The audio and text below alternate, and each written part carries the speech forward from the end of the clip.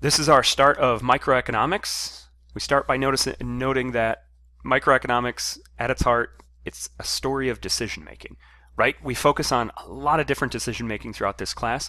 We can consider three real quickly. A recent graduate trying to choose between different jobs to take. So you can think about the process they might go through and trying to evaluate those different alternatives. Or we might think about a business. For example, a company trying to choose which locations to shut down. There's a process that they go through to think about that. Or we can think about other decision-making entities, like maybe the government.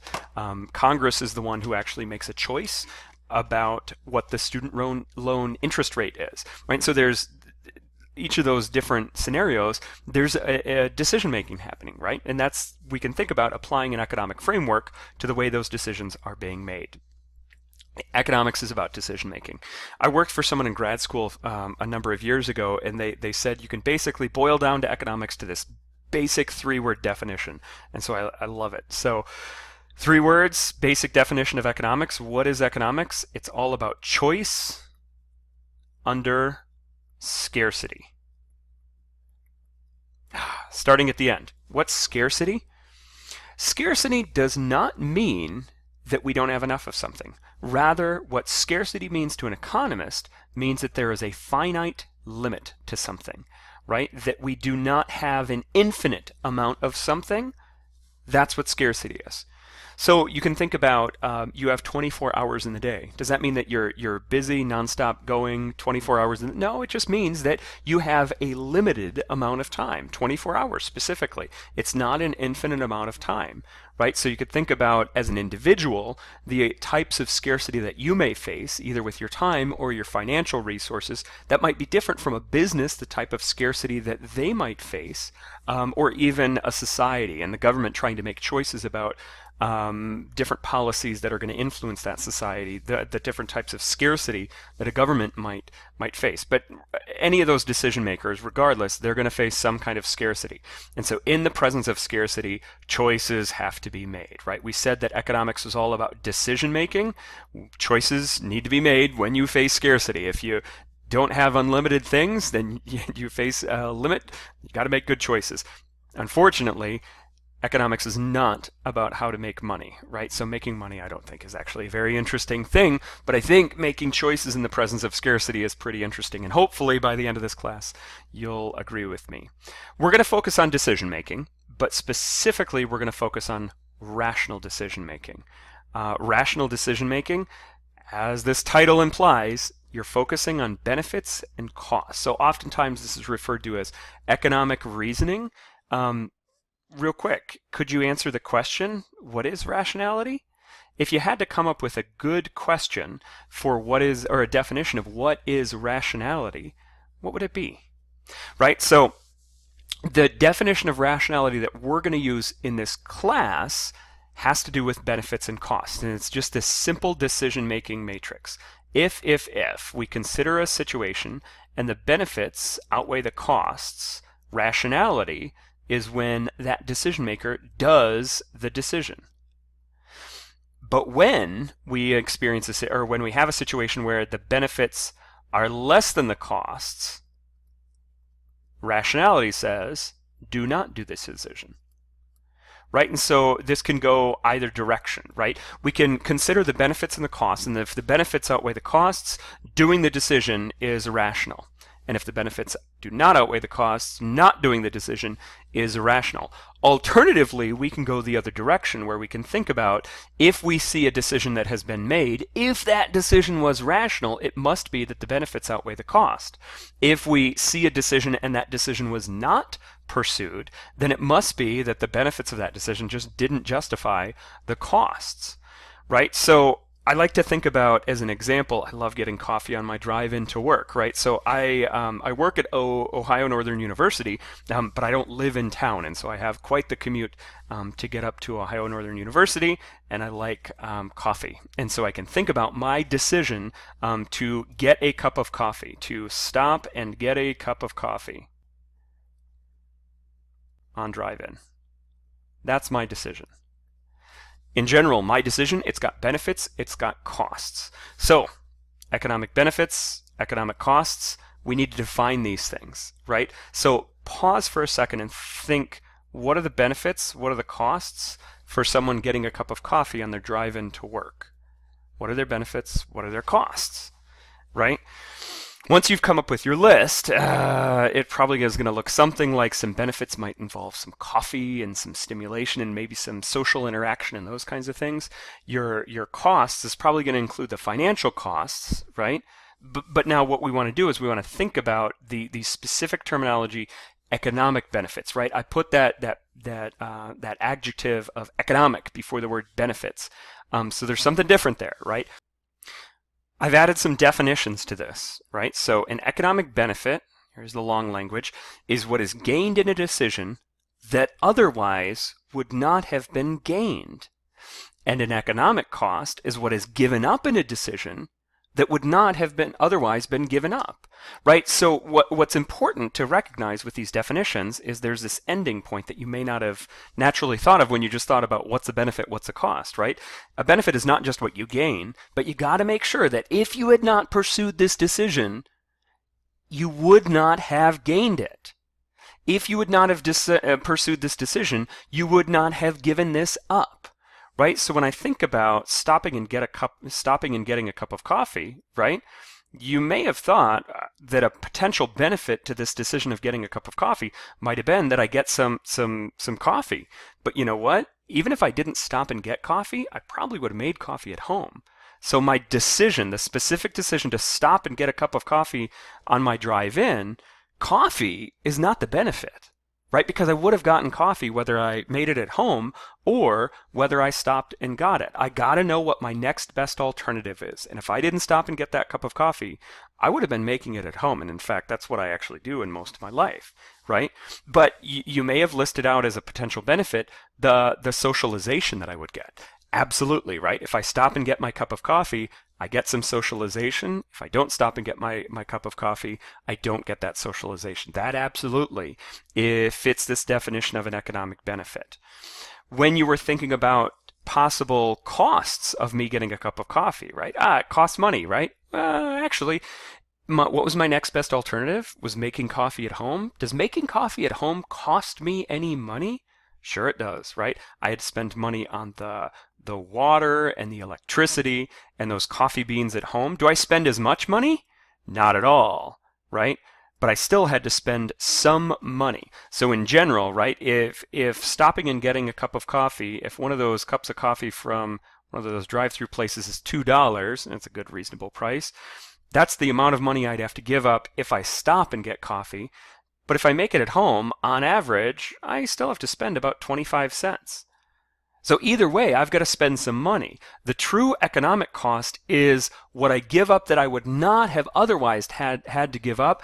It's not the $2 I give up, but it's the additional $1.75, right? So I look at the amount of money I give up in making the decision and the amount of money I give up if I didn't make the decision, and the difference between those two, that $1.75, that additional $1.75 is what the real economic cost is. There's also a time component, right? If I stop and get a cup of coffee, I have to stop. It takes me about 5 minutes to go through one of these drive-thrus and order my cup of coffee and have my little bit of socialization. There's that time element of the cost as well, that if my alternative is just making it at home, I don't have to give up that much time. I have to give up some time though, right? So it takes me about a minute to make my coffee in the morning. It takes 5 minutes for me to stop and get so it's actually the additional time is my true cost. And so that, when I'm thinking about my decision, those are the ways that I want to actually count up my economic costs and my economic benefits. Notice one of the big important things is I had to know what the relevant alternative was. If I wasn't going to do this decision, what was the alternative? Because it's that relative to the alternative that's important when I'm actually counting up my benefits or my costs.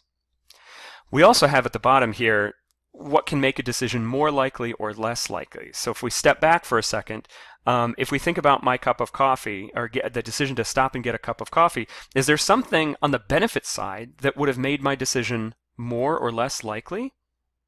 Can you think about would my benefits have to go up or go down, right? So my benefits would have to go up in order to make a decision more likely?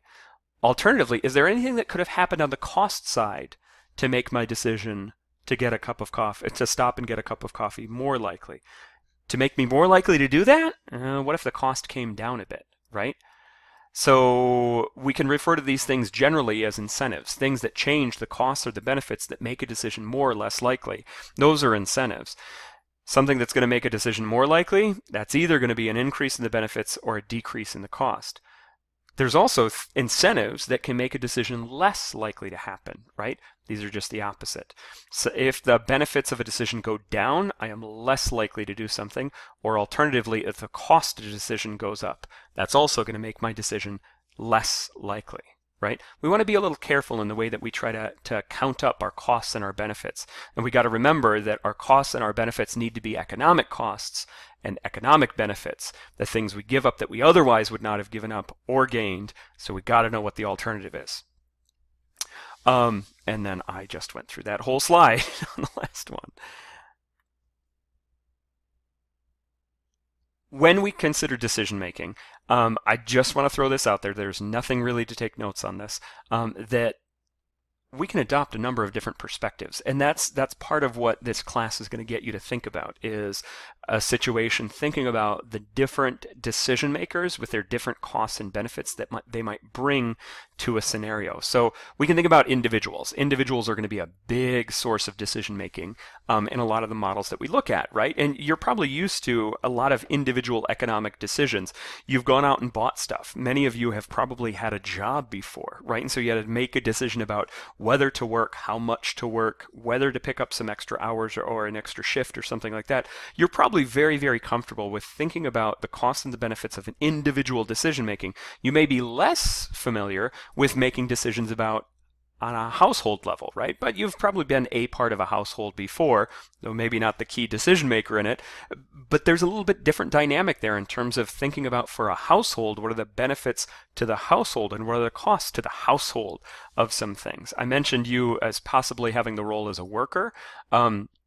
That's not thinking of you as a consumer, but rather you being engaged in supplying your labor to a market, right? And so, yeah, we can think about, you've got a lot of firsthand experience with a lot of perspectives, but those aren't the only perspectives that we want to draw, right? We can also think about firms or businesses, thinking about choices that they might make in terms of their costs and their benefits.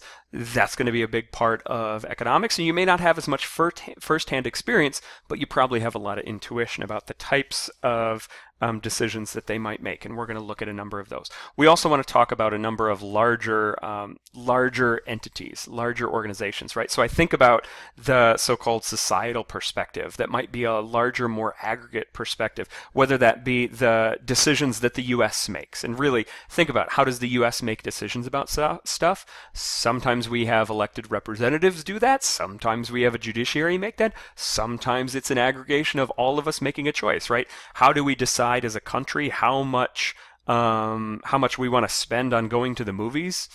Nope. No one person makes that decision, but rather a bunch of us all collectively make our own decisions, and that ends up being the national decision, right? Or we can think about other levels of government, not forms, but levels of government that might be making decisions. So again, we've just got a lot of different perspectives that we can think about with decision making, and sometimes there's going to be some interactions between these decision makers. We want to further drill down on some concepts of costs. Some of these we've implicitly talked about already, but we want to try to lay out some good definitions of some things. There's this nice little section of your book that talks about this king, and it has this punchline: "No such thing as a free lunch." And so I encourage you to read it because it's ridiculously funny. Or it's ridiculous and funny, not really ridiculously funny. But in general, right, this is a turn of phrase that you often hear economists say, right? There's no such thing as a free lunch. Again, when we were talking about economic costs before, and I was thinking about my cup of coffee, what if I got a coupon that said this coffee was going to be free? Does that mean there's no cost to it? Remember, I had to give up some time in order to acquire it. As long as time is still a scarcity constraint that people face, then there's really no such thing as free. everything that we do, when there's scarcity, everything that we do means we forego doing something else, and therefore nothing is ever free. Everything has some kind of cost to it, even if it doesn't have a financial cost to it. So just keep that in the back of your mind, because that's going to be useful as we trail through some of these later topics. We've already defined the concept of economic cost, but we want to add a little bit of language for some additional concepts of cost.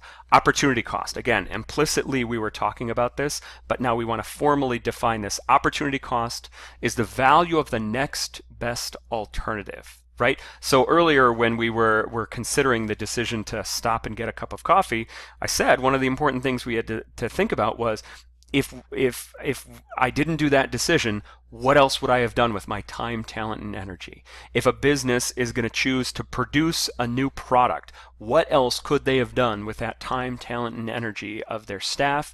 What are they giving up, right? That's what opportunity cost gets at. It's thinking about not just what could you have done, but rather what was the next best thing that you could have done. And that alternative should be taken into account as we're thinking about costs. Another concept that we're going to use a lot in this class is marginal cost, right? So whenever you see the word marginal, you should really think of the word additional. Marginal cost or additional cost is the additional cost above and beyond the costs that have already been incurred. For example, remember, I had already spent 25 cents, or I would already need to spend 25 cents on water, my coffee beans, and my electricity to make my coffee at home, and I had to spend an additional $1.75 if I wanted to stop and get a cup of coffee. That represents a marginal cost. It's an additional cost, right?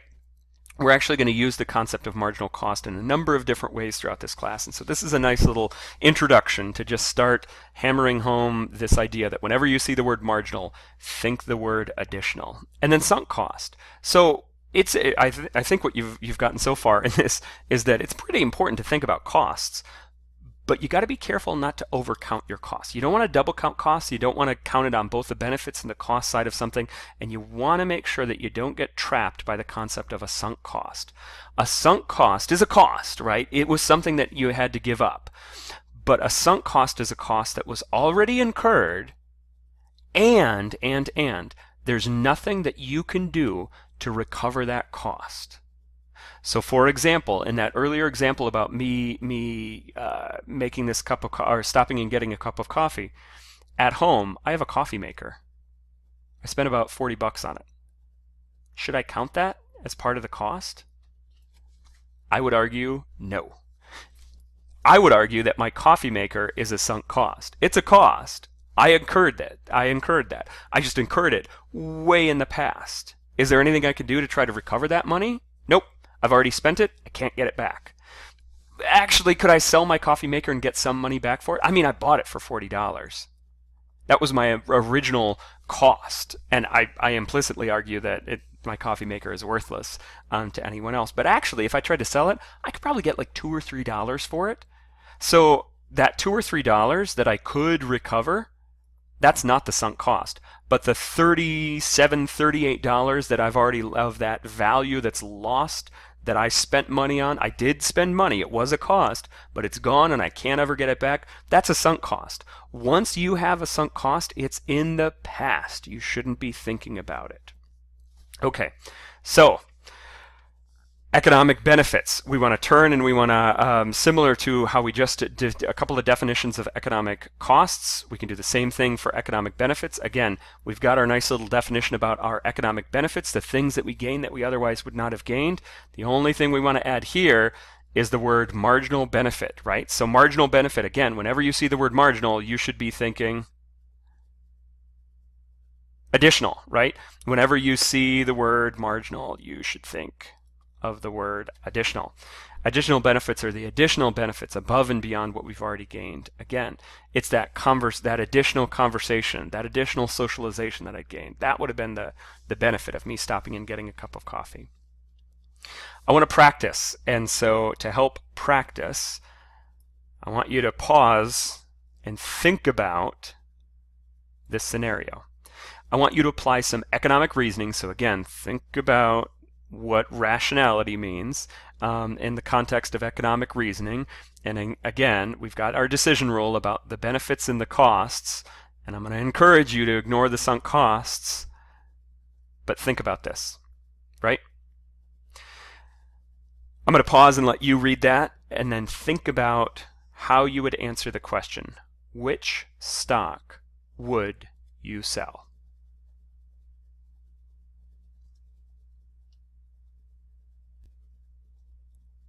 Do you have an answer? So more than likely, you have some sort of preference here, whether it's Coke or Pepsi, or Pepto-Bismol or McDonald's. You probably have something that in your gut is telling you which of these stocks you should sell, but what I want to do is I want to read this prompt to you again with a slightly different emphasis to it. I'm going to add the economist emphasis to it. So here we go. Starting out. You bought at some point in the past, I don't know when it was. It could have been 10 years ago. It could have been 5 months ago. I don't know when it was, and it doesn't matter, but at some point in the past, you bought 1 share of McDonald's stock. You had a cost at that time. You had to give up at that time in the past $10. And also at some point in the past, maybe a different point, maybe it was 5 months, maybe it was 50 years, but at some point in the past, you also bought a share of Coca-Cola. And way back then, at that point in time, you gave up $15. And also at some point in the past, you bought a share of Pepto-Bismol, and at that point, you gave up $20 for that share. Since that time, these stock prices have changed. Some have gone up, some have gone down. They've changed through time, and their value has changed. But right now, today, each of these stocks is priced at $15. So, and again, assuming that there's no tax issue in terms of gains or losses to try to game the system. And let's also assume that the direction or the trajectory of the stock price absolutely tells you nothing about what the price is going to be tomorrow.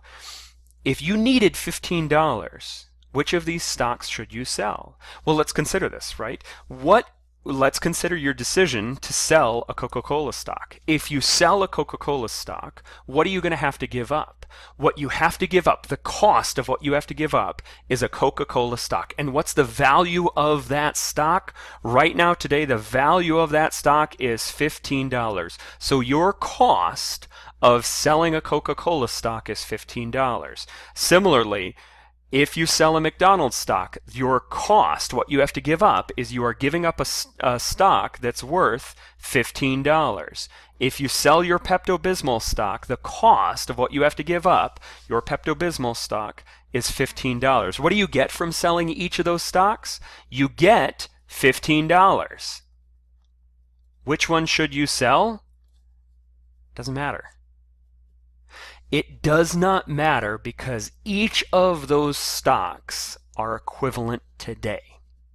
But psychologically, do you feel like there's a right answer to this? Do you feel like one of those stocks is the right stock to sell? And it's interesting, right? I've asked this to a number of different classes over the years, and there's a lot of different feelings in terms of which one you actually should be doing. Should you be selling the one that you made money on, or should you be selling the one that you took a loss on? Or there's a lot of different feelings. But what's the right economic answer? The right economic answer is it does not matter. Right, so 2 things from this. Number 1, did you lose money on one of these? Which is the one that you lost money on? All right, so you bought Pepto-Bismol for $20, and now it's priced on $15. So some people argue, well, you lost money on that. You did. You absolutely did. But the question is, when did you lose money? You lost $5, but when did you lose it? You lost that money in the past. That is a sunk loss, right? Not quite a sunk cost, but it's a sunk loss. You lost $5 in the past. Is there anything you can do to recover that $5 that you lost when the stock price changed from 20 down to 15? Nope. It's gone. It's in the past. So that loss, shouldn't factor into your decision making. Does it feel like it should? Yes, it does. But Economic rationality says it shouldn't. Similarly, did you make money on one of these stocks? Sure you did, right? You made money on the McDonald's. But again, when did you make that money? You made that money in the past. It's in the past. You can't do anything about it. It feels like it's not the right answer, but you should sell any of these three stocks. You should be indifferent between them, right? So I like this example because it usually brings out a lot of passion in people in terms of feeling that one of these is the right answer and one of them is definitely a wrong answer.